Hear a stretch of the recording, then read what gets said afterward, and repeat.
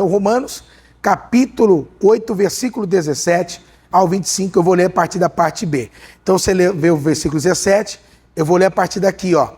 Se é certo, procura que você vai achar no versículo, ó. Se é certo que com ele padecemos, para que também com ele sejamos glorificados. Versículo agora o 18. Porque para mim tenho por certo que as aflições desse tempo presente não são para comparar com a glória que em nós há de ser revelada. Porque a ardente expectação da criatura espera a manifestação dos filhos de Deus.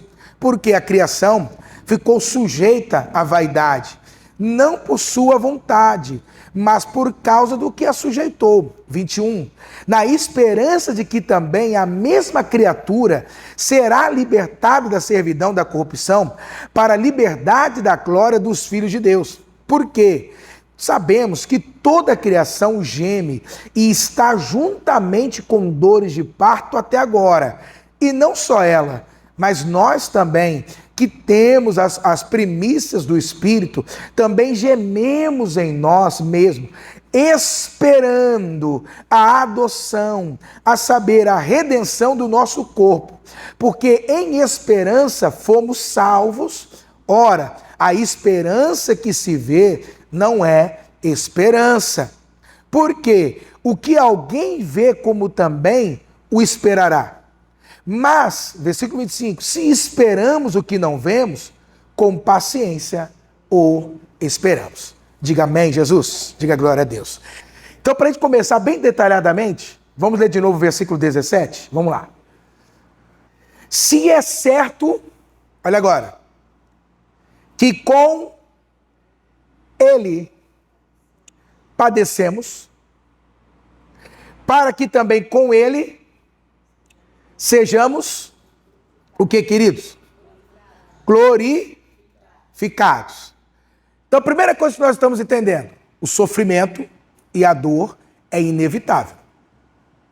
O próprio Senhor Jesus nos alertou isso, sim ou não? No mundo tereis o quê? No mundo tereis o quê? Então, quer dizer, é inevitável você passar, é inevitável, não tem como alguém aqui não passar. Não passar pelo quê? Dor, sofrimento, dificuldade. Mesmo sendo crente, pastor, mesmo sendo crente. Isso é inevitável. Então você observa que dentro da compreensão dos apóstolos, eles tinham essa noção de que realmente nós iríamos passar por essas coisas. Mas tem um detalhe que Paulo coloca aqui. Ele diz assim, ó, padecer com ele. Sofrer com ele. Leia aí para você observar isso. Olha que interessante. Olha o que ele está falando. Se é certo, quer dizer, é inevitável que com ele padecemos. O que Paulo está mostrando para nós aqui, irmãos, ó, olha só, igreja. Ele está definindo qual é o tipo de sofrimento, de dor, de luta, que aguarda o Filho de Deus. Porque ele está falando sobre filiação. Ele está falando sobre o crente.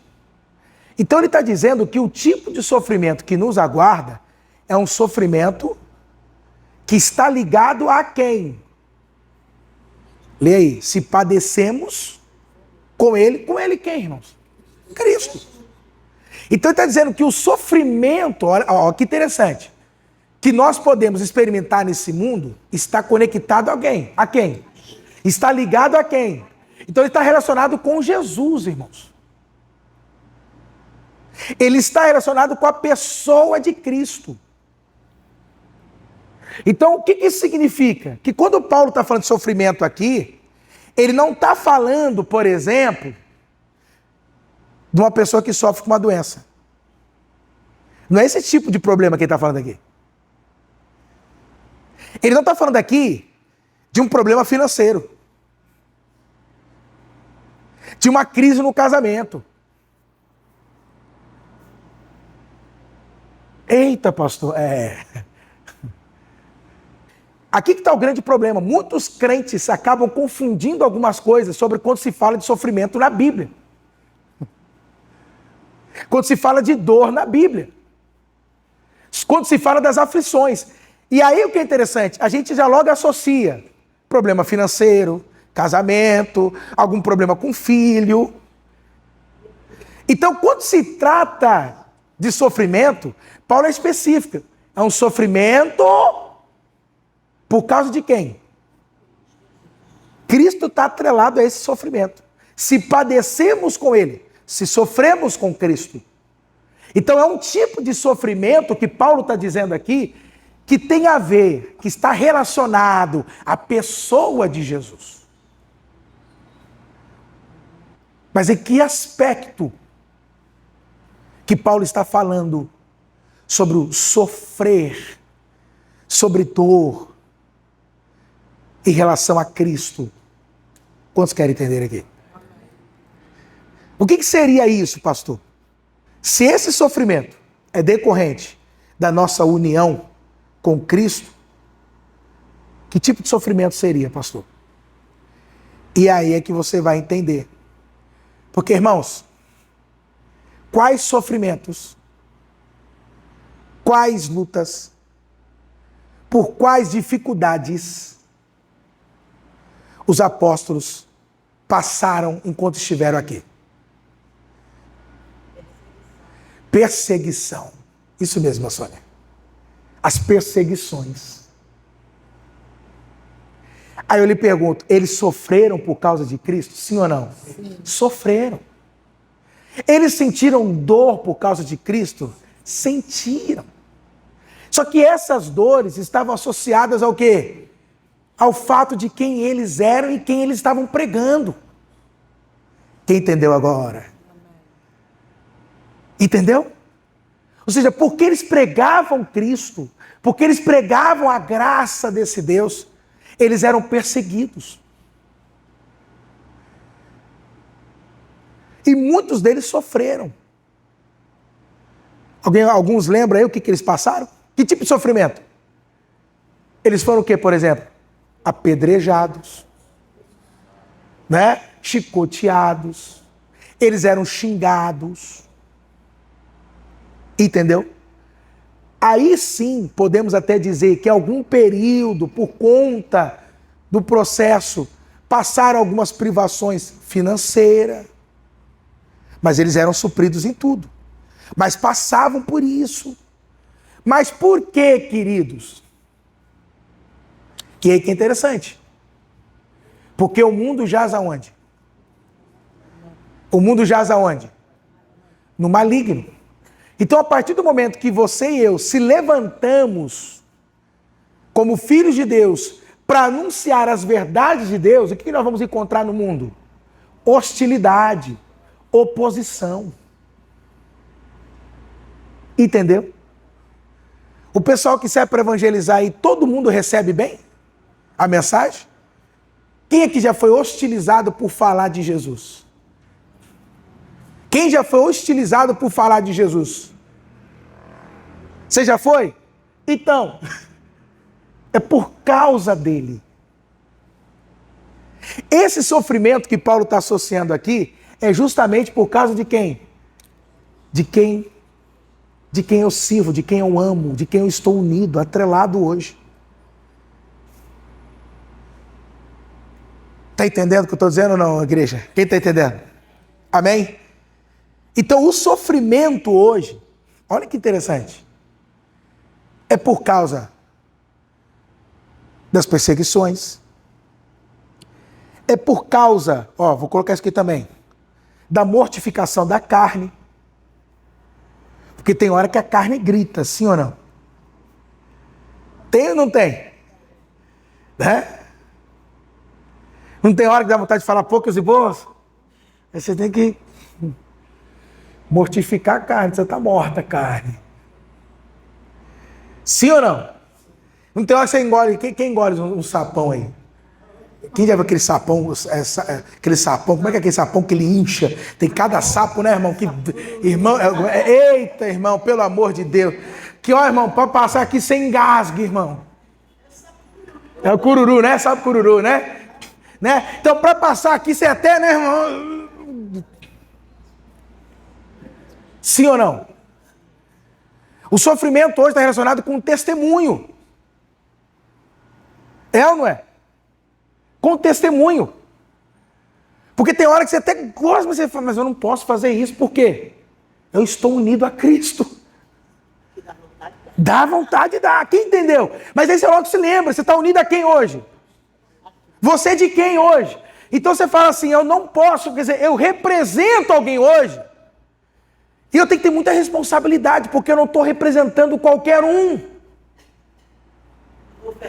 Né? Eu não posso envergonhá-lo. Então o tipo de sofrimento que Paulo está dizendo, quem está entendendo o que o pastor está falando aqui? É relacionado diretamente o fato de nós estarmos unidos a Cristo. Então deixa eu te falar uma coisa, igreja. Irmãos, a gente não pode esperar e ter expectativa de que o mundo nos aceite, porque o próprio Jesus falou, eles me odiaram. Mas não, vocês acham que não vão odiar vocês, não? Vocês são melhores do que eu? Jesus falando. Se odiaram o Senhor, o Mestre, é óbvio que vão odiar quem? Seus discípulos. Então, quando ele está dizendo, Paulo está nos preparando, olha que coisa, irmãos, para aquilo que nós podemos estar sofrendo nesse mundo, mas por causa de quem? Por causa de Jesus Cristo. Pelo fato de nós estarmos o quê, queridos? Unidos a Cristo Jesus. Porque a partir do momento que você crê em Cristo, é como eu já falei isso para vocês, nós andamos na contramão, contra o fluxo do mundo. Então a gente já se posiciona como oposição, irmãos, não tem como. A gente é oposição a esse mundo. Então você imagina que você está nadando contra a maré? Então em algum momento isso vai ser penoso para nós. Não tem como dizer que não vai ser. Em alguma hora isso vai ser o quê? Dificultoso para nós. Não tem como dizer que não vai ser. Em algum momento a gente vai encontrar algum espinho. Porque se o nosso Senhor encontrou, quem somos nós, irmãos? Para não encontrar. Quem é que já ouviu falar de um pregador inglês chamado John Wesley? Ele é o pai do metodismo, tá? Ele é o pai do metodismo. E diz assim os relatos, que às vezes ele chegava em casa, quando ele vinha das jornadas dele, chegava em casa, aí ele deixava lá o cavalo dele, entrava, aí o pessoal perguntava, e aí, como é que tá? Tá tudo bem? Aí ele virava e falava assim, rapaz, eu acho que não estou muito bem com Deus, não. Como assim, John Wesley? O homem orava 4 horas a 6 horas por dia, o homem buscava Deus intenso, se entregava. Mas eu acho que eu não estou muito bem com Deus, não. Por que não? Tem 2 dias que ninguém me xinga. Tem 2 dias que ninguém me hostiliza por causa da minha fé. Alguma coisa está errada. Mas eu estou dizendo isso para você porque, assim, na verdade, o que Paulo está dizendo é que esse sofrimento é o que autentica se você está onde? Na rota certa. Porque se você está caminhando e está tudo bem, tem que olhar para o lado, irmão. Ver se você não está caminhando com os inimigos. Ou com o inimigo. Quem entendeu? Não, eu estou aqui, pastor. Não tem ninguém me afrontando, não tem ninguém me falando onde está o seu Deus. Não tem nada. Ih, rapaz. Você está andando para qual lado, irmão? Para qual direção, crente? Quem entendeu? Para qual direção você está indo? Olha para o lado, vê se quem que está caminhando com você era para estar caminhando contigo. Porque o que Paulo está dizendo é, não tem jeito, não espere desse mundo rosas. Não espere desse mundo aplausos. Não espere desse mundo tapete vermelho. Não espere nada desse mundo. Porque olha o que eles fizeram com o nosso Senhor. Cuidado, irmãos. Nós nunca podemos deixar a igreja ser seduzido por este mundo, porque olha o que eles fizeram com o nosso Senhor. O mundo não é bonzinho não, irmãos. Entendeu? O mundo é ruim, irmãos. O mundo é maldoso, e é isso que eu te falo. E às vezes estão tentando nos seduzir, mas não se esqueça olha o que eles fizeram com o nosso Senhor. Só que Paulo, no mesmo versículo, diz assim: se é certo que com ele padecemos, ele diz o seguinte, ó, para que também com ele, qual é o propósito? Ó, sejamos glorificados. Então, para que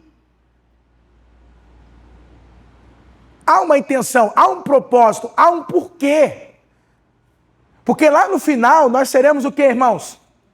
Glorificados. O interessante que está dizendo para nós aqui é que há uma garantia no nosso futuro. Lembra que eu falei do futuro? E está dizendo o seguinte, olha, o que você passa hoje, você está passando agora, por causa da sua fé, porque você crê em Cristo Jesus, isso que você está passando hoje, fica tranquilo.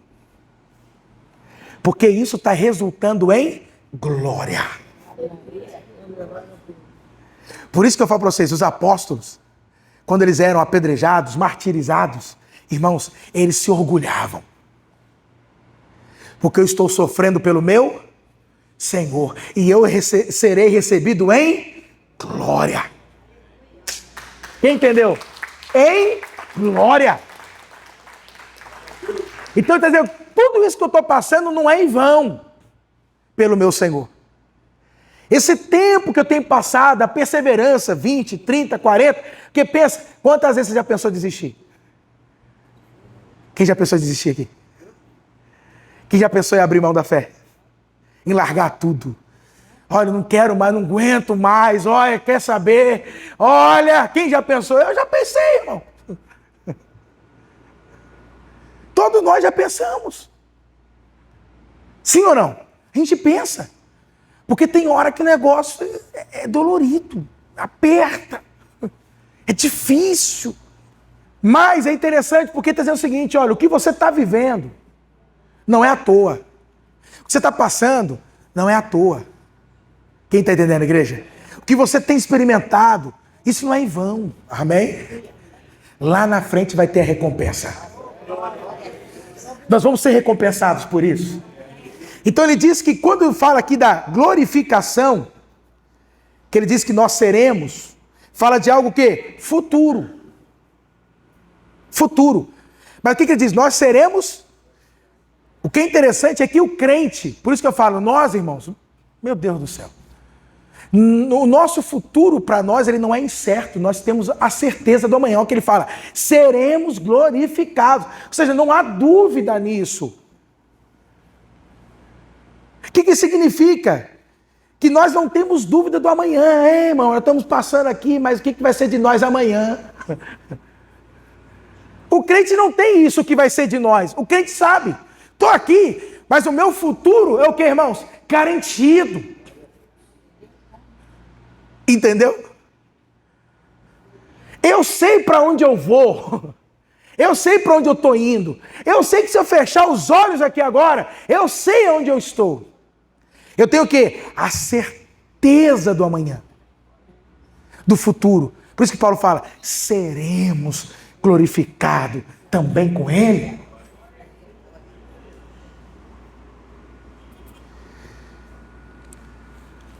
Quem tem certeza do seu amanhã aqui? Então o que você está passando aqui, por causa de Cristo, não é em vão. Quem está entendendo?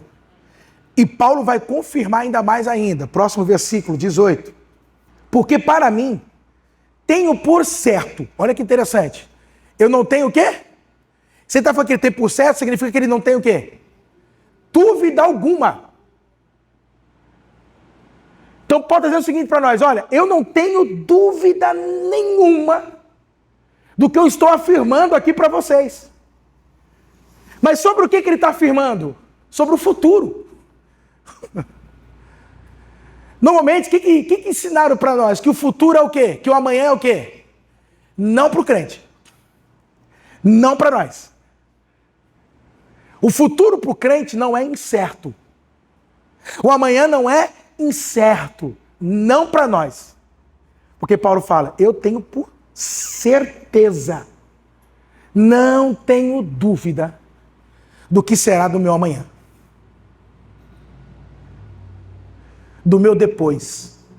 do meu futuro. Quem está percebendo o que Paulo está fazendo aqui com a gente?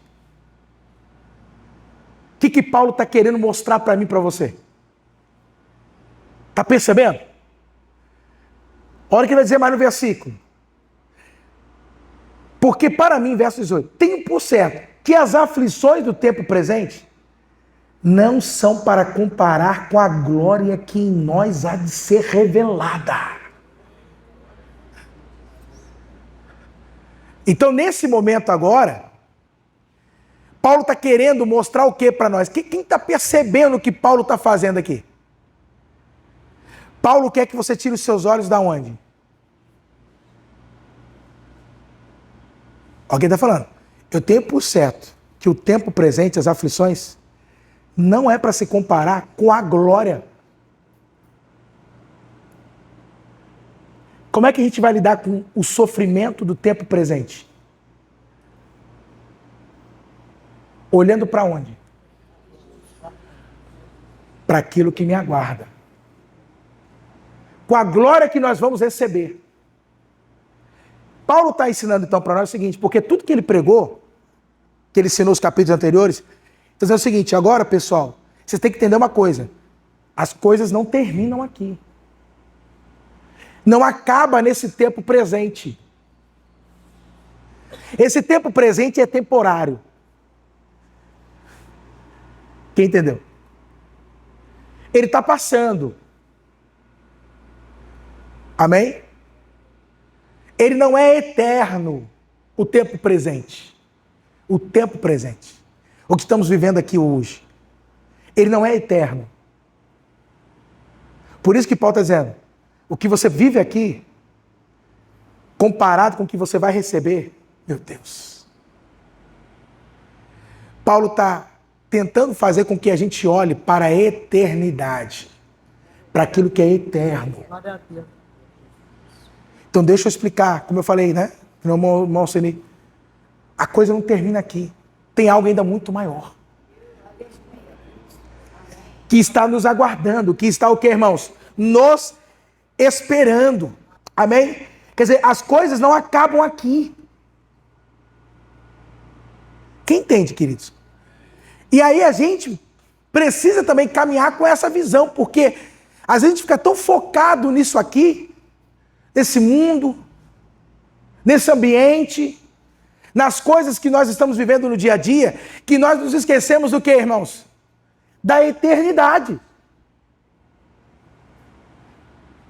Entendeu?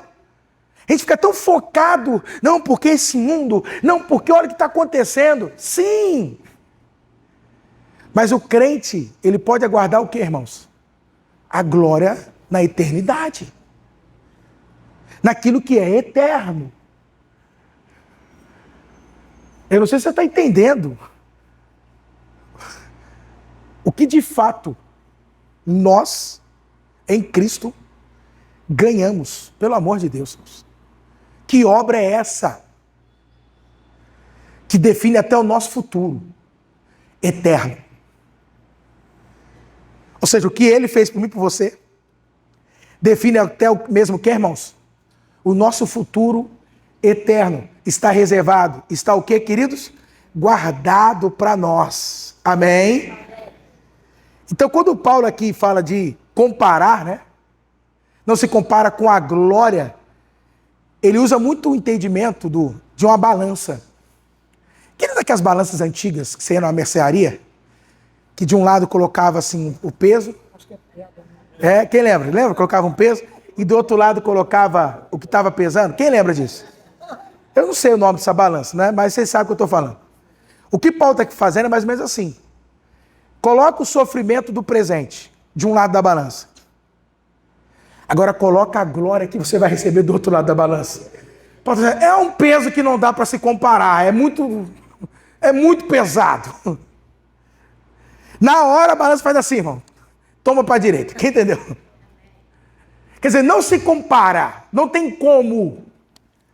É o glorioso. Mas o crente vai ter que manter o quê? Essa perspectiva. Amém, queridos? Manter o quê? Essa perspectiva. E aí, como eu disse aqui, ó, o que Paulo está nos mostrando é como enfrentar o sofrimento presente por causa de Cristo. Como? Não olhar para o tempo presente, mas olhar para onde? Para a glória que nos aguarda. Por isso a pergunta que eu faço para você é: onde é que está a sua visão, crente? Onde é que você tem que manter sempre a sua visão, crente? Quando a coisa se parece estar apertando, crente, você tem que olhar para onde, crente? Para a glória que há de vir. Para aquilo que te aguarda. Entendeu? E para ver, olha, está penoso, está difícil, mas eu sei o que me espera. Eu sei o que me aguarda. Quem entendeu, igreja? Eu sei o que está preparado para mim. Amém?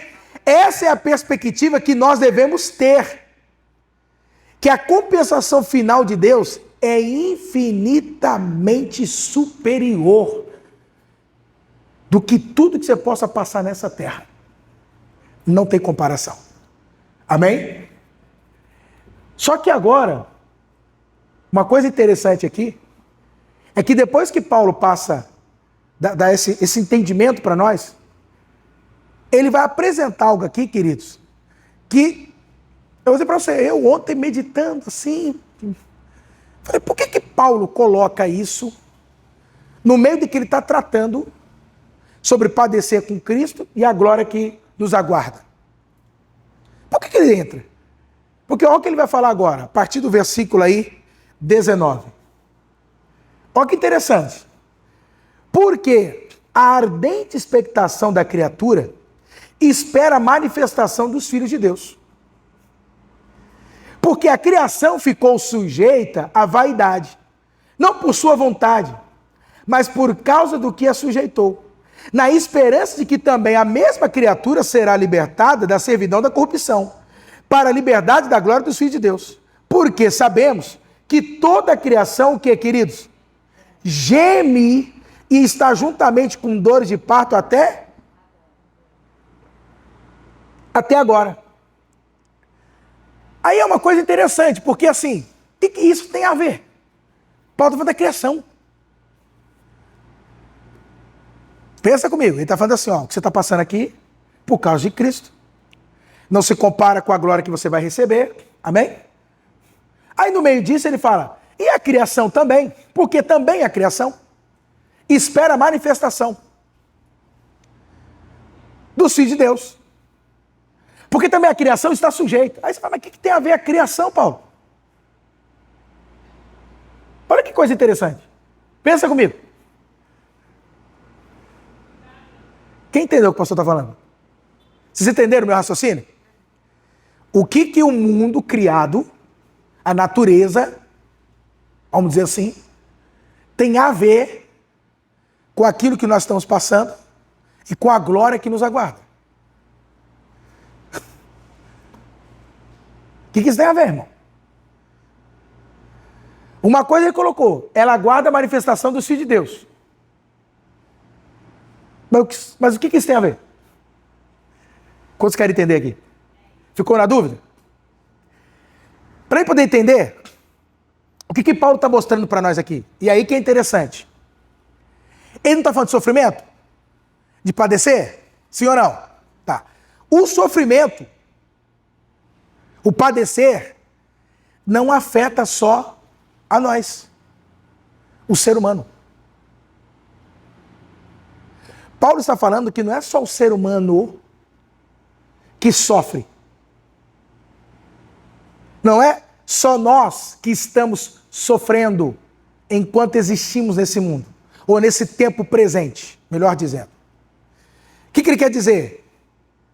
Ele está dizendo para nós que o sofrimento também afeta tudo que existe.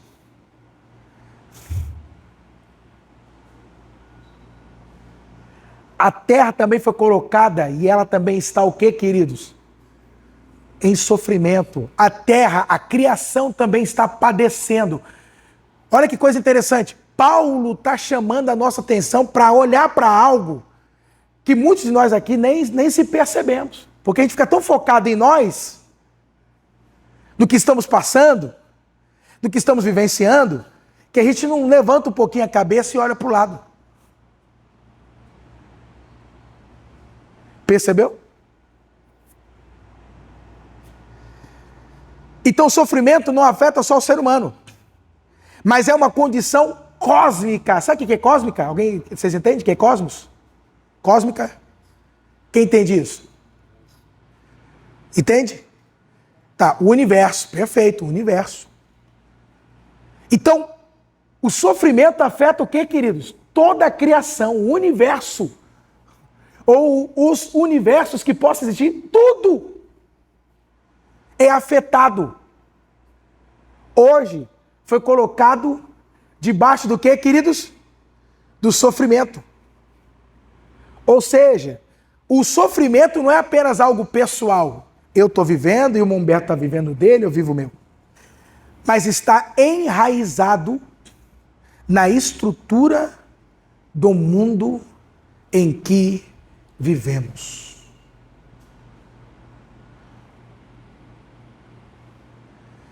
Está enraizado na estrutura do mundo que vivemos. Faz parte de todo o ecossistema. Todo o ecossistema está debaixo do sofrimento, de dor, está padecendo. Irmãos, é interessante que ele está falando que a criação, a natureza, também está sofrendo. Agora, por quê que até a criação está sofrendo? Verso 20. Olha o que ele vai dizer.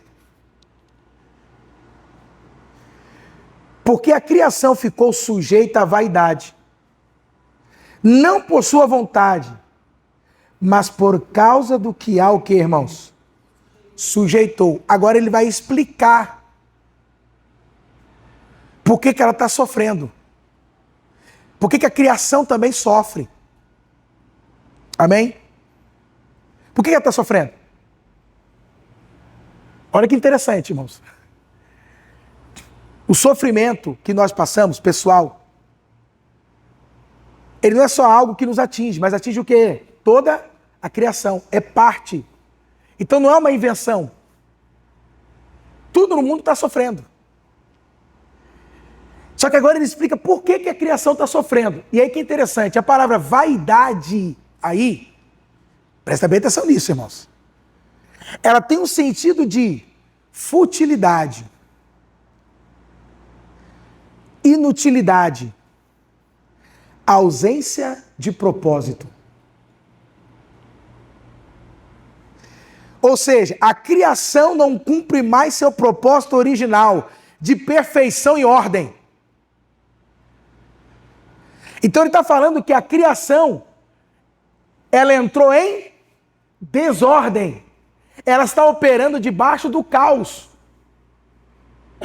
E aí não precisa ir muito longe para a gente poder afirmar isso. É só você olhar os telejornais, as redes sociais, que você vai ver o que está acontecendo no mundo, na criação. A desordem que o mundo se encontra. O que ele está dizendo para nós é o seguinte: quando você vê esses fenômenos, como agora aqui, irmãos, né, recentemente, no Paraná, o que a gente viu? Furacão. E antigamente até se falava, né? Se você não quer sofrer com nenhum tipo desse fenômeno, vem para o Brasil, porque né, o Brasil não tem essas coisas. Não tem. Não tem. Terremotos, maremotos, furacões, vulcões em erupção. Ele está dizendo que isso é o quê? É a terra o quê, irmãos? Em estado de sofrimento, de caos, desordem. Porque ela perdeu o seu propósito original. E por que ela perdeu, querido, o seu propósito original? Olha lá o que ele está falando para nós. Olha que interessante, a criação. Por quê? Não por sua vontade. Quer dizer, não é que ela quis. Colocaram ela nessa condição. E por que colocaram ela nessa condição? Aliás, como que colocaram ela nessa condição, irmã Sebastiana? Como é que colocaram? que causou, irmãos, essa desordem? A culpa é de quem, irmãos? Quem? É o ser humano. Gênesis capítulo 3, é o Adão. Você está percebendo o que o pecado do homem causou? Não é só no homem, não é só em si. O que a queda do homem causou? Ou seja, a queda do homem trouxe o sofrimento. Agora você está entendendo. De modo que até a criação tem sofrido. E se você olhar no modo prático, é o que nós estamos assistindo aí, irmãos. Sabia que isso aqui nos chama atenção? Porque a gente não tem muitas vezes essa noção. Nossa, vou ter que falar sobre isso, tem como. Do cuidado que nós temos que ter com a criação. Nós que somos o quê? Os filhos de Deus. A gente não se preocupa muito nisso. De ter uma consciência, vou ter que usar esse termo, não tem como, ecológica. Aí ó, lixo jogar, é isso aí, vamos lá. Os lixos jogados nos mares. Vocês estão percebendo, irmãos? Hã? Aterro para fazer prédio. Vocês estão percebendo? Entendeu? Esgoto que é despejado. Você sabe quanto esgoto é despejado no mar, irmãos? Que é despejado nos rios. Você tem noção disso? E isso nós estamos vendo na questão prática da coisa. Mas você que está falando que a origem é espiritual. Eita! Ou seja, até a criação é atingida por isso. É espiritual a origem. Por isso que chama a nossa atenção, irmãos. E aí eu vejo, queridos, que nossa, você vê como é que Carta de Romanos é maravilhoso. Porque a tua visão para o cuidado da criação, ela está dizendo, olha, se a criação sofre, ela não sofre porque ela quer. Ela foi colocada a isso, ela foi sujeitada a isso, ela foi subjugada a isso. Porque ela não foi criada com um propósito ao sofrimento, à desordem, ao caos. Percebe? Então, queridos, o sofrimento é a consequência de Gênesis capítulo 3, o pecado. Estou te falando porque assim, o sofrimento, às vezes nós achamos, é isso que Paulo está colocando aqui para nós, que o sofrimento é uma punição divina. Como se Deus é que tivesse o quê? Criado e gerado isso. Então está mostrando para nós que na verdade não. A causa é outra. Porque na verdade tudo que Deus criou é o quê? É bom. Tudo que Deus criou é bom. E quando ele chegou no homem, ele falou, muito bom. Deus criou assim. Mas qual é a causa do sofrimento? Verso 21. Ela foi subjugada. Não por ela mesma. Ela perdeu o sentido original do seu propósito. Quem entendeu, igreja? Amém? Aí no versículo 22, ele diz o seguinte. Mas olha que coisa maravilhosa que Paulo vai trazer para nós. Que envolve até a criação. Porque sabemos que toda a criação geme. E está juntamente com dores de parto até agora. Esse toda a criação geme e está com dores de parto, ele está dizendo que toda a criação, ela é uníssona. É como um coral, gemendo ao mesmo tempo. Gemendo ao mesmo tempo. Só que você vai entender o que é esse gemer aqui, tá? Eu vou explicar para você. Mas gemendo ao mesmo tempo. Olha que coisa. Toda a criação está assim, como, queridos? Gemendo. Só que aí tem uma coisa interessante. Ele diz o seguinte, dores, como dores do quê? De parto. É isso aqui que você tem que entender. Porque quando Jesus, os apóstolos, falam do sofrimento que a gente passa aqui, eles vão chamar sempre a atenção que o sofrimento é como o quê? Dores de parto. Por que que eles associam como dores de parto? Por que eles fazem isso?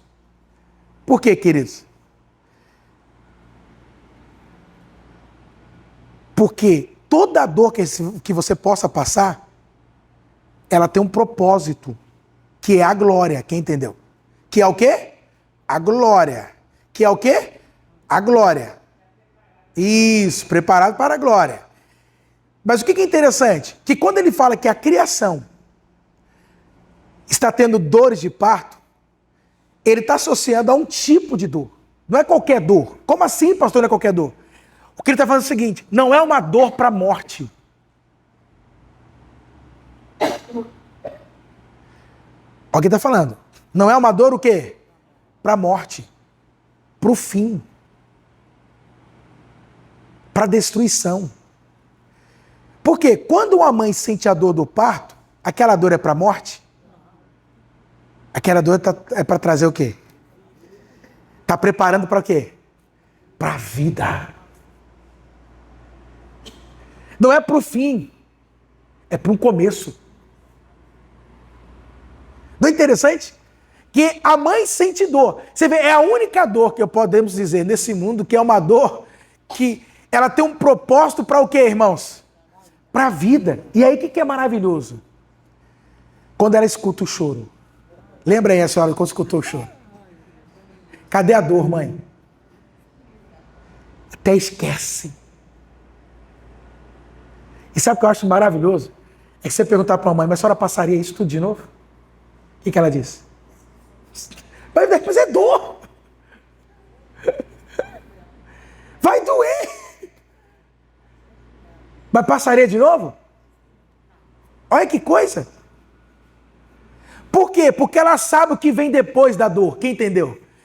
Então é interessante porque está dizendo o seguinte, que a terra, na verdade, ela está gemendo como dor de parto, porque é como uma mãe. Ou seja, a criação está se preparando. Paulo está falando isso, tá, irmãos? Para o novo céu e para a nova terra também. Até a criação que hoje geme, também está o quê, irmão? Se preparando para o quê, queridos? Para o novo céu e nova terra. Então Paulo está pregando aqui como se fosse, na verdade, está trazendo o quê? Escatologia, o amanhã, o depois. Porque é óbvio, depois de tudo que ele já pregou para nós, o que resta Paulo pregar? Escatologia, ué. Apocalipse. Fim dos tempos. Só que o que ele está trazendo para nós é que para os filhos de Deus, os fins dos tempos, ou o fim do tempo, não é para ser temido.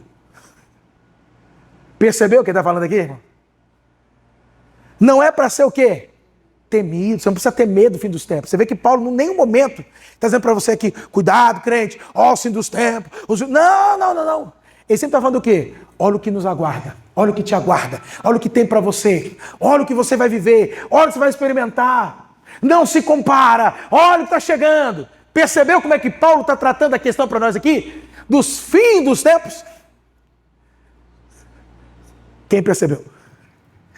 Amém? Então até a criação está se preparando, irmãos? Novos céus e nova terra? Sim ou não? E aí que é interessante, porque a palavra aqui está falando que ela geme, sim ou não? Sim ou não?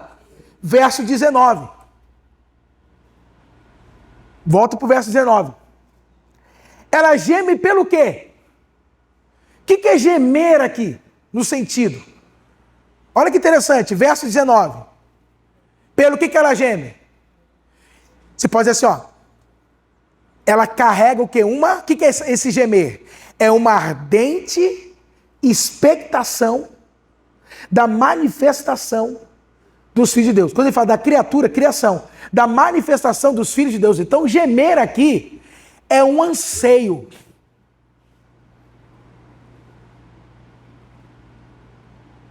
Gemer aqui é o quê, irmãos?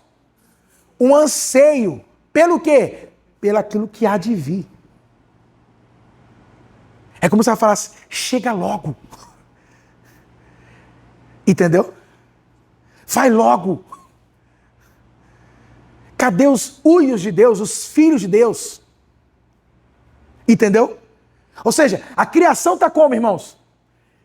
Ela está, vou colocar nesses termos, ansiosa. cheia de expectativa, para ver o quê? A manifestação de quem? Cadê os filhos de Deus? Dos filhos de Deus. Por quê? Aí que você vê. Você está vendo que nós estamos conectados com a criação? De modo que a criação nos aguarda. Então, se você observar, isso fala da nossa responsabilidade como filhos de Deus. Da expectativa que até mesmo a criação tem em relação a nós, irmãos.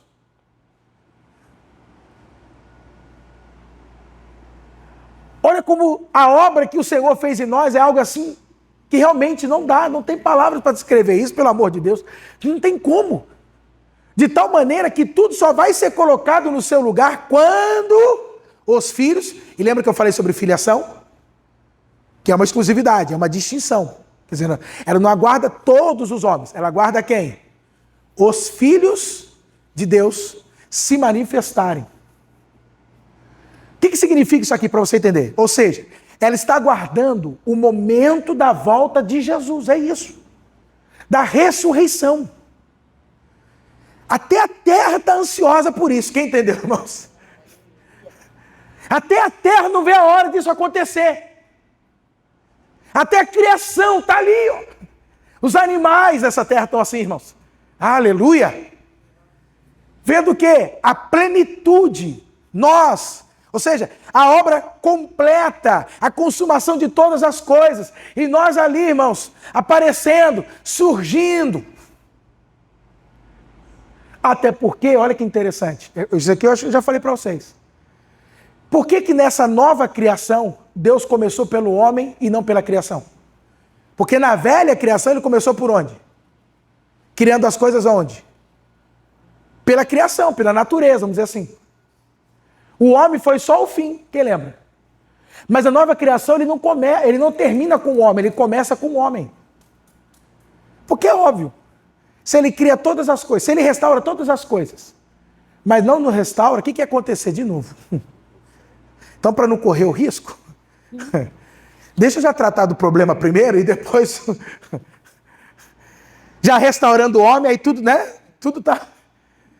Amém, irmãos? Amém, queridos? Então, o que está sendo aguardado? A manifestação de quem? Então, a restauração está atrelada aos filhos de quem, irmãos? De Deus. Verso 21. Aí ele conclui que ela está como a criação? Na esperança de que também a mesma criatura, ou seja, a criação, será libertada do que, irmãos? Da escravidão, da corrupção. Para a liberdade do que, irmãos? Da glória dos filhos de Deus. Amém? Ou seja, ela está esperando que nós sejamos completamente transformados. Quem entendeu, queridos? Toda a criação espera por nós também. Quem está entendendo, amados? E aí, Paulo, então, no 23, a gente vai terminar agora, tá? 23, 24 e 25. Ele vai dizer algo interessante. Mas não é só ela. É só a criação, irmãos, que geme? Sim ou não? Mas aqui é interessante. Mas nós mesmos, que temos as primícias do Espírito. Olha o que ele está dizendo aqui. Ele não está falando que é só o mundo lá fora. Ele não está falando das pessoas que estão lá fora, que não creram em Cristo. Ele está se referindo a quem? Que nós também, a igreja, estamos atrelados a esta criação também. De que maneira? Vamos lá. Gemendo. Mas o que é gemer aqui? Lembra? Ansiando. Como eu falei, não tem hora que você fala assim?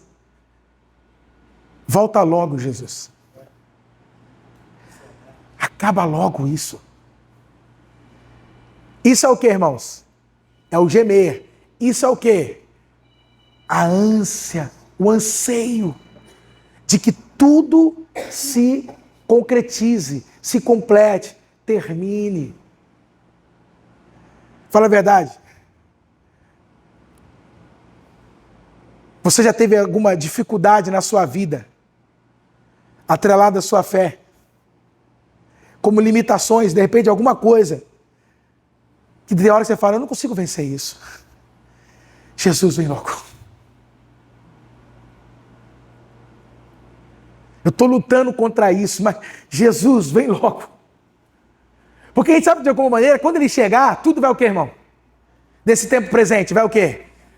Ai, vai acabar. A gente até suspira, né? Faz assim, ó. Respira fundo. Vai o quê, irmão? Respira fundo, igreja.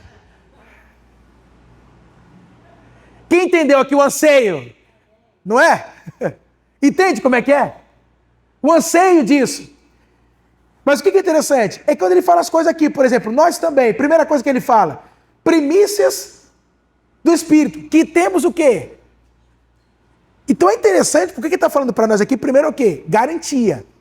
O que é a primícia do Espírito? Você tem uma garantia. Qual garantia? O Espírito habita em você, ele não sai mais de você. Amém? Glória a Deus por isso? Amém.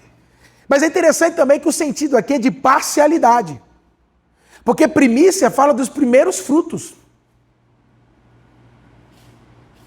Como se dissesse o seguinte, você não recebeu tudo ainda que você tem para receber. Amém, igreja? Você sabia que você não recebeu tudo do Espírito que você tem para receber ainda? Ou seja, o que você recebeu é só uma parte, a parte inicial, mas não é total ainda. Por isso que a gente geme, quem entendeu? Por isso que a gente tem aquele anseio, porque a gente quer receber já logo tudo, sim ou não? E aí Paulo vai ensinar algo para nós aqui, porque isso aqui eu tenho que falar para vocês, igreja. Vocês têm que saber disso. Que ele vai explicar, dizendo para nós, verso 23, que também nós gememos, esperando, guarda essa palavra esperar, tá? A adoção, a saber, a redenção do nosso corpo. Então deixa eu te explicar uma coisa aqui. Paulo está mostrando para nós o que é que a gente tem que esperar. O que nós temos que esperar aí? Como é que é, irmão Humberto? O que você tem que esperar? O que você tem que esperar? A redenção. Sobre o que Paulo está falando aqui? Sim, sobre o nosso corpo. Mas sobre o que ele está falando aqui? De uma doutrina que nós chamamos de ressurreição dos corpos ou dos mortos. Paulo está ensinando para nós uma doutrina muito básica, que é a ressurreição dos mortos. Então deixa eu falar uma coisa, olha para mim aqui. O crente, ele não espera o céu. Não é o céu que você tem que esperar. Mas o que você tem que esperar? A redenção do seu corpo. Por quê? Deixa eu te falar uma coisa. O céu não é o nosso destino final. Já expliquei isso aqui para vocês. O céu não é o nosso destino final. O céu, ele é temporário. Ir para o céu é algo temporário. Por quê, pastor? Você não está lendo comigo que a terra está gemendo, porém ela vai ser o quê? Restaurada, esperando a manifestação do Filho de Deus. Essa terra aqui. Na verdade, quem está dizendo que nós vamos ressuscitar para morar onde? Não é no céu. É aqui. Por isso que eu falo, a gente precisa aprender a escatologia. Como é que são todas as coisas? A terra não está gemendo? A terra também não está sofrendo? Sim ou não? Sim. Então essa terra ela vai ser o quê? Restaurada também. Toda a criação, todo o cosmos, é isso que o Paulo está falando, será restaurado. Quem lembra quando lá Isaías ele fala assim, olha, a criança vai brincar com a áspide, com a cobra. O leão e a ovelha vão conviver juntos. Quando que ele está falando isso? Em que período? Quando a terra for restaurada, ou seja, quando Jesus voltar, Jesus vai restaurar toda a terra, entendeu? vai terminar o que tem que se terminar, vai estabelecer o governo dele nessa terra, amém? E aí você vai entender aquela citação de João, o apóstolo. Olhei e vi descendo o quê? Novos céus e nova terra. Ei, é Deus que vai descer agora. Os céus e a terra vão se fundir, vão se unir. E aí ele vai dizer, e já não havia mais templo, porque o próprio Deus habitava no meio deles. É aqui, irmãos. É nesse lugar. Então a gente não espera o céu, a gente espera o quê? A redenção completa da nossa vida, porque a redenção começou como? Espírito, a alma agora está passando por isso, só que esse corpo aqui não será o seu estágio final. Você vai receber um novo corpo também, corpo, como Jesus recebeu. Um corpo que Paulo chama de glorificado. Entendeu? A nossa esperança está nisso. Porque o nosso corpo hoje ainda sofre, ainda geme, sim ou não? Geme ou não geme? Quem que quando acorda de manhã fala, ai, Jesus. Como geme, né, irmão? Aí você dá aquela, ai. Aí não é engraçado, não é interessante que você vai dormir, você dorme. Aí você acorda no outro dia com as dores que você não estava sentindo no dia anterior, não é assim? Você fala, você acorda boazinho, né, irmão? Foi dormir bonzinho, rapaz, acorda no outro dia, irmão. Você fala, de onde que surgiu isso, meu Deus do céu? E estrala daqui, estrala de lá e dá uma dor. Aí você fala, meu Deus, onde é que eu bati que eu nem senti, que eu tô roxo? Aí você fala, meu Deus. Então eu tô te falando porque... Então é o seguinte, a gente geme nesse corpo, geme ou não geme? Mas aguarda, irmãos, porque você vai receber um novo corpo, a redenção do seu corpo. Aleluia! Então Paulo está ensinando para a gente o que é escatologia, futuro, o que nos espera ainda. Então é óbvio, não se concluiu todas as coisas. E é interessante porque a criação está esperando isso também, ela não vê a hora. Do que? Da plena manifestação do Filho de Deus, ou seja, quando a gente surgir nesse mundo com um corpo glorificado, é o que eu sempre falo, aí não tem mais ruga, não tem mais celulite, não tem mais nada, irmão. Quem entendeu? E sabe o que é interessante? Porque você fica imaginando como era a criação, a alimentação, o fruto da criação no Éden. Não tinha agrotóxico, não tinha os venenos, não tinha nada, irmão. Então, na restauração de todas as coisas, nós vamos comer do alimento dessa terra. Você vai falar, meu Deus do céu. Então, sem fazer nada. E sabe o que é interessante? Deixa eu comentar aqui uma coisa, os mais antigos vão saber. Não parece que as coisas hoje não têm mais gosto do que tinha há 40, 50 anos atrás? Não é mais o mesmo gosto, vocês estão percebendo isso? Então eu digo isso para vocês, por quê? Porque quando a terra for restaurada, irmão, você vai ver como é que é o gosto da maçã. Como você vai ver como que é uma banana, irmão.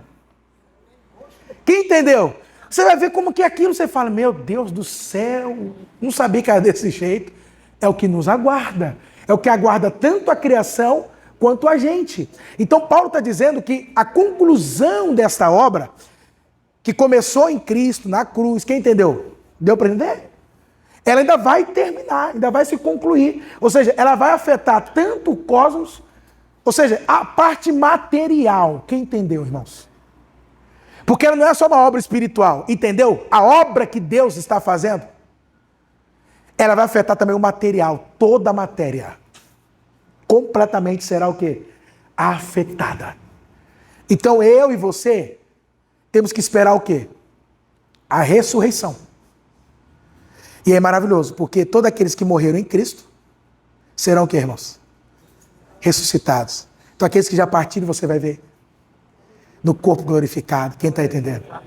Sem a dor, sem a enfermidade com a qual ele morreu. Totalmente livre de dor, totalmente livre do pecado, dos efeitos do pecado do nosso corpo mortal. Sem mais as limitações. Amém, igreja? Essa nova criação, novos céus, nova terra, nem se compara com a antiga. Entendeu? Nem se compara. Considerando aqui. E o maravilhoso dela é que nós vamos ver Deus face a face, como Ele é. Aleluia, irmãos. Entendeu o que nos aguarda? É isso que eu estou te falando, é isso que Paulo está projetando a gente, ó, nos projetando para aquilo que nos aguarda. Né? Só da gente começar a contar, como é que você fica aí? Por isso, o que Paulo vai ensinar para nós? Vamos encerrar aqui, irmão, por causa do tempo. Deixa eu ver se dá aqui. Vamos lá, dá. Falta só duas aqui, eu já termino. Verso 24 e 25. Porque em esperança fomos salvos. Ora, a esperança que se vê não é esperança. Porque o que alguém vê, como também o esperará. Mas se esperamos o que não vemos, com paciência esperamos. O que Paulo está ensinando para nós aqui então? Diante disso tudo, sabe o que Paulo está ensinando para nós? A esperança cristã. Porque a esperança é um dos 3 pilares. Ou virtudes, como alguém disse. Lembra que Paulo disse? Fé, esperança e amor. Então como é que o crente vive? Ele vive na fé, a cada dia se apropriando, tomando posse, crendo, mas ele também tem uma esperança, ou seja, o futuro, percebeu? Então a gente caminha dessa forma. E o que Paulo está dizendo para nós? Pastor, então como é que a gente faz para lidar com o sofrimento no tempo presente, as aflições? É através do quê? O texto. Se agarre ao texto, irmãos, sempre no texto. O que a gente acabou de falar agora? Esperança. Como é que a gente tem que, então, queridos, caminhar nesse mundo, nessa existência? Para a gente poder esperança. E ele explicou, é algo futuro. Mas aí o que é interessante? O que é esperança? Porque o mundo entende esperança de um modo. Mas e a esperança bíblica? Quem quer entender aqui? Primeira coisa, esperança e dúvida não tem nada a ver uma coisa com a outra. A esperança cristã, a esperança bíblica, não tem a ver com dúvida. Porque para nós, esperança nesse mundo é certeza. Tanto que o sujeito fala assim, eu espero que as coisas melhorem. Mas ele tem certeza que vai melhorar? Até porque nesse mundo, tudo vai do quê? De mal a pior. Irmãos, por isso que é interessante, a nossa esperança não está nesse mundo. Deixa eu te falar, as coisas não vão melhorar. Nesse mundo, as coisas do tempo presente, elas não vão melhorar. Como se diz, tira o seu cavalinho da chuva, porque isso não vai acontecer. Irmãos, vocês têm mais idade do que eu, vocês sabem, vocês estão vendo, queridos. Como as coisas eram 40 anos atrás e como que é hoje, vocês estão vendo. Vai de mal a pior. E por mais que os governos, os estados se esforcem, tentam. Vocês que têm mais idade do que eu, vocês podem afirmar isso. Não, porque agora o Brasil vai. Para baixo, né? Né? Tá em crise, vai melhorar. O Brasil é o país do futuro, irmão. Você já está com quanta idade que você escuta isso? E o futuro não chega, irmão, esse futuro. Você já está no futuro, mas o futuro do Brasil não chega. Não é assim? Vai. Porque a esperança nossa não está relacionada com esse mundo. Quem entendeu? Então, esperança para nós, irmãos, não é uma coisa, eu espero. Quem esperava que o Flamengo ia ganhar do Fluminense aí? Ganhou? E aí, você está esperando que ganhe o campeonato? Agora eu já nem sei mais, irmão. Você espera, mas você tem certeza que vai ganhar? Entende o que eu estou dizendo? Que a esperança nesse mundo é algo incerto, mas a nossa não. Porque a nossa, olha o que ele coloca, olha que interessante para você observar. Porque em esperança, que é algo futuro, fomos algo presente, passado. Já aconteceu, salvos. Então parece até meio contraditório. Ué, mas como assim, Paulo? A esperança é algo futuro. Mas você diz que por causa da esperança, nós já somos salvos? Em esperança fomos salvos. Em esperança fomos salvos. É algo futuro, esperança, porém ele diz, já aconteceu. Porque ele quer mostrar para nós como que a esperança bíblica funciona. Então uma das coisas para você entender que a esperança, irmãos, olha que coisa interessante. Ela não tem dúvida. Ela não é uma possibilidade incerta. Mas a esperança é uma confiança absoluta de que o que foi declarado por Deus, por causa da obra, vai acontecer. Eu sei que eu vou ressuscitar nos últimos dias. Eu sei que eu vou experimentar novos céus e nova terra. Eu sei que eu vou participar da glória. Eu sei. Não há dúvida nisso. Quem está entendendo, minha igreja? Amém? Portanto, a esperança, ela é baseada no fato. Ou seja, não é um sentimento. Não é um desejo. Né? Eu torço para que as coisas, né, deem certo, mas pode ser que não, né? Aí no mundo é assim. Mas e a nossa esperança? Vai dar certo, irmãos? Será que realmente nós vamos receber um novo corpo? Será que realmente Jesus vai voltar, irmãos? Você tem dúvida? Não. É baseada num fato. Sim, ele vai voltar. Sim, ele está chegando. Amém? E aí que é interessante, como é que a gente sabe disso? Ele deixou o seguinte, olha os sinais, olha os sinais. Quem tem visto os sinais aí? Por isso que eu falo, cada coisa que eu falo, meu Deus do céu, tá pertinho. Quem sente que tá pertinho, irmão? Meu Deus do céu, hein? Tá pertinho ou não tá? Tá pertinho. Então é uma convicção. O que é a esperança? É uma convicção de que eu tenho o seguinte, que aquele que começou,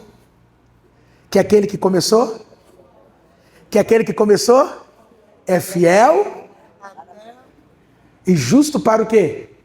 Para terminar, para concluir todas as coisas. Ele está concluindo todas as coisas, igreja! Amém? Ele está concluindo todas as coisas. Amém? Por isso, o que ele está ensinando para nós aqui? Para você enfrentar esse tempo presente é com muita esperança. É com muita esperança. Por quê? Porque senão você desanima. Quem entendeu agora? E aí que é interessante, porque o que Paulo está ensinando aqui é como esperar. Irmão, não é interessante que Paulo está ensinando aqui como esperar. O que é esperança? Como é essa espera? Então lê de novo o versículo 24. Porque em esperança fomos salvos. Ora, a esperança que se vê não é esperança. Não é uma espera. Porque o que alguém vê, como também o esperará? Ué, se eu já vejo, vou ficar esperando alguma coisa que eu já estou vendo? Sempre quando eu prego isso aqui, sabe qual é a ilustração que eu trago? Do ponto de ônibus. Por que você vai para um ponto de ônibus? Com a esperança que o ônibus passe ali. E por que você fica ali esperando? Porque você sabe o quê? E aí você está esperando.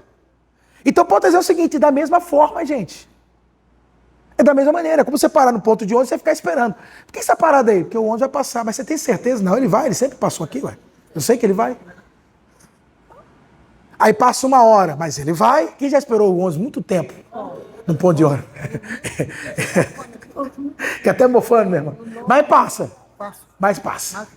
Mas fica até mofando. Mas passa, irmã. Ei, irmã Lourdes. Mas passa? Ah, então tá bom. Então, ele passa. Quem entendeu? Paulo está ensinando a praticar. Ó, a prática. Como colocar a esperança em prática? Paulo está ensinando, ó. Você entender que a esperança é algo que você não viu, não vê, não aconteceu ainda. Mas o fato de você não ver ou não aconteceu ainda não significa que não vai acontecer. Ou seja, o fato de você estar ali esperando o ônibus, e você não vê o ônibus, não significa que ele não vai passar. Ele está vindo. Ele está chegando. Né? Então é interessante porque ele está ensinando a nós o que, irmãos? A como lidar, a como exercer esperança. Quem entendeu? E aí no versículo ele fala, mas se esperamos o que não vemos, com paciência esperamos. Então se você está esperando o que você não vê, com paciência, com perseverança, você o quê? Espera. Quem entendeu aqui? Amém? Ou seja, olhando para a glória aqui no futuro, que nos espera. Amém, queridos? Sabendo que a redenção vai acontecer, vai ou não vai? Vai o quê? Acontecer. Agora, o que é esperar? O que é esperar? É exercer esperança. Diga comigo, esperar é exercer esperança. Ser perseverante é continuar o quê? Esperando. O que é esperar então, pastor? O que é perseverar? Diga comigo assim. Perseverar, insistir, é uma resistência ativa. Então não é interessante que esperar, a gente acha que esperar é não fazer nada. Não, irmão. A palavra esperar é um verbo conotação. Então quando você está esperando, na verdade você está exercendo o quê? Uma resistência e ativa. Você está ali, você está resistindo. Ele vai chegar o ônibus. Quem disse que está ali parado sem fazer nada? Porque tem gente que acha que está fazendo nada. Não, a gente está fazendo. Nós estamos o quê? Esperando. Esperar. Verbo, esperar. É a esperança exercida. E o que é interessante? Que esse esperar é uma resistência o quê? Ativa. Porque é isso que vai fazer com que eu, todos os dias, não desanime. Então, você perceber, o que é esperar, irmãos? É lutar contra o desânimo, a desistência. Meia hora no ônibus não passa, aí você fica, meu Deus. Você está lutando ali, quem está entendendo? Você queria ir embora. Você queria fazer outra coisa. Entende? Você queria, né? Mas você fala, eu tenho que ficar aqui, porque eu tenho que tomar esse ônibus. Então você percebe que você fica ali, aí chega um, e quando, irmão, o sujeito acaba de chegar, que chega o ônibus dele. Já que eu vou chegar ali, ele está falando. Não é interessante, porque ele acabou de chegar, já passa o dele, já dá o sinal, você fala, não acredito. Parece até que é. Mas você não fica lá firme esperando, sim ou não? Resistindo ativamente, sim ou não? Até que chegue. Então quem disse que esperar não é fazer nada? Esperar é o que, irmãos? Resistir ativamente. Contra o que, pastor? Contra o desânimo, contra a dúvida, contra a incerteza. Então por que eu luto contra o desânimo? Porque eu estou esperando. Por que eu luto contra a dúvida? Porque eu estou o quê? Esperando. Por que eu luto contra a incerteza? Porque eu estou o quê? Esperando. Quem entendeu como é que a coisa funciona? Percebeu como é que é? Então eu fico ali firme, porque eu sei, vai passar. Isso é esperança. Vai ou não vai? Assim é o nosso Senhor. Ele vai voltar. Ele está voltando. Ele está chegando. E nós teremos os nossos corpos glorificados.